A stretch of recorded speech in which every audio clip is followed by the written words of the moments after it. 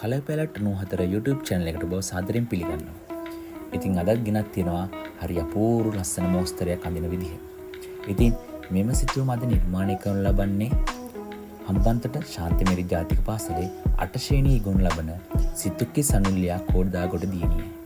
ඉතින් ඇය අද නිර්මාණය කරන්නේ අඟල් 9.9 ප්‍රමාණයේ ව්‍යාප්ත මෝස්තරයක්. ඉතින් ඇය මේ සඳහා අඟල් 4.5 ඒකකයක් තමයි භාවිතා කරන්නේ. ඉතින් සාම්ප්‍රදායික ලක්ෂණ සහිතව නිර්මාණාත්මක හැඩ යොදා ගනිමින් සිතුවම නිර්මාණය කරන්නේ. ඔබ තවමත් අපේ YouTube channel එක subscribe කළා නැත්නම් subscribe කරන්න, bell icon එක click කරන්න අමතක කරන්න එපා. එතකොට අපි දාන අලුත් videos ඔයාලට ඉක්මනින් ලැබීමට පුළුවන්.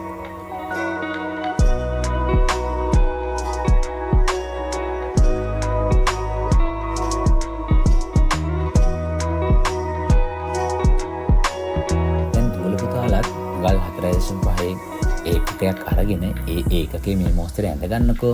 ඇඳගෙන අඟල් 9.9 කොටුවක් ගහගෙන එම කොටුව හරි සමානව හතරකට බෙදාගෙන ඒ බෙදපු කොටස් හතරේ හරි මැද කතිරයක් වගේ කොටසක් තියෙන්නේ. අන්න මේ කොටස සම්බන්ධ වෙන තැන හරි මැද අපේ මෝස්තර ඒකකය තබා පිටපත් කර ගැනීම තමයි සිදු කරන්නේ. ඉතින් මේ පිටපත් කර ගැනීමේදී පිටිපස්සේ පැන්සලෙන් පාට කරලා තමා පිටපත් කර ගැනීම සිදු කරන්නේ.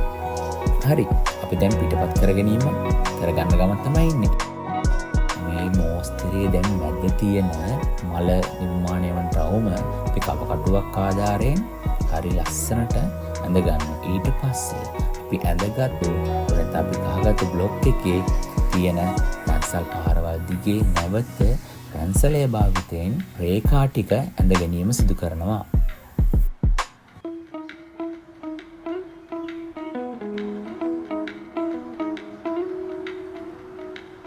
දැන් දුවල පුතාලත් මේ විදිහට වීඩියෝ එකේ පේන විදිහට මෝස්තරය නිර්මාණය කරන්න.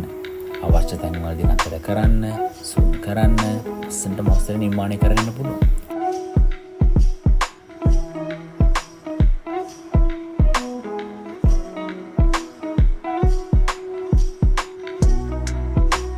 හරි.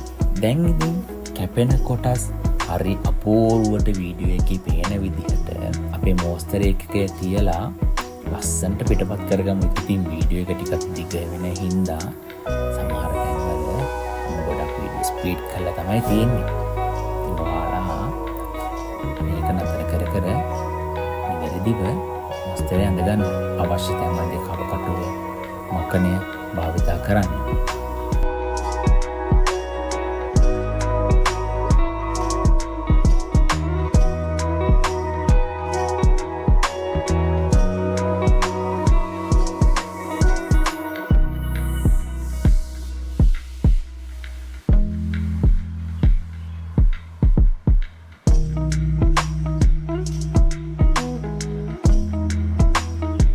දැන් මේ මෝස්තරේ ගොඩාක් කොටස් ඇඳලා අවසానයි.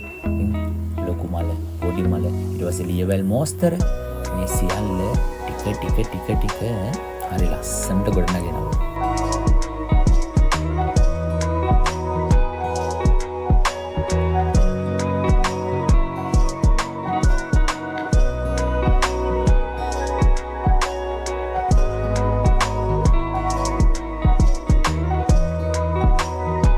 ව්‍යාප්ත මෝස්තර අඳින එක ක්‍රමයක් විතරයි.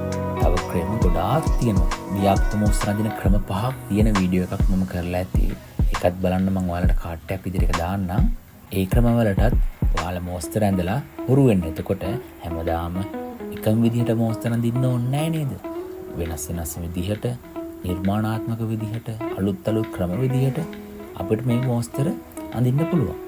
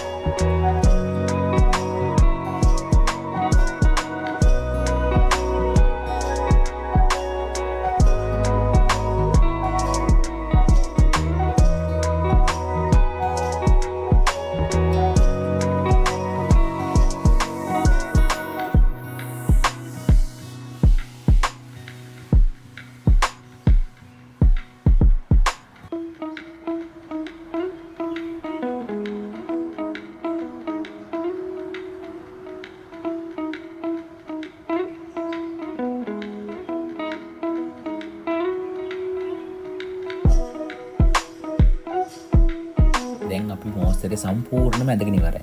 ඉතින් මේ මෝස්තරය වර්ණ කිරීමේ මෝස්තරය ඊළඟ දවසේදී මම ඔබ වෙත ගෙන දෙනවා.